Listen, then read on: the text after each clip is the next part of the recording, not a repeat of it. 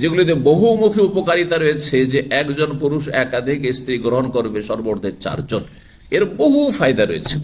সেই ফায়দাগুলি যদি বিদ্যমান থাকে তো অবশ্যই প্রশ্ন, আর শর্ত পুরা থাকে। এর আগে শর্ত বলেছি, বিবাহের পর্ব চলছে, দেখি আবার পরীক্ষা করে মনে আছে কিনা। কয়টি শর্ত? হ্যাঁ, কে 4টি বললো? মনে আছে 3টি না? মাশাআল্লাহ, মনে আছে 3টি। কি? ইমানি শক্তি, শারীরিক শক্তি, আর্থিক শক্তি।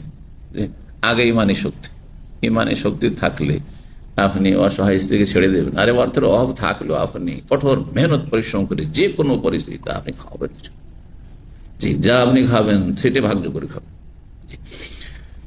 আগে ইমানি শক্তি। আসলে অধিকাংশ যারা বহু বিবাহতে উৎসুক, তাদের ইমানি শক্তি দুর্বল।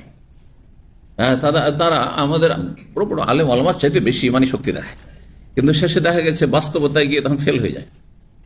বোঝা গেছে? আমি অনেক ভাইদের সাথে যারা বহু বিবাহ করেছে কথা বলে দেখেছি, আল্লাহ তাদের কথাবার্তা বিয়ের আগে, দ্বিতীয় তৃতীয় বিয়ে করার আগে তাদের ইমানি শক্তি আমি নিজেকে তাদের কাছে তুচ্ছ মনে করতাম।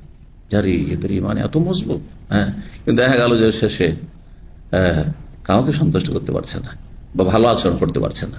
তো ইমানি শক্তি থাকতে হবে। শুধু দাবি, মৌখিক দাবি তো অনেক বেশি।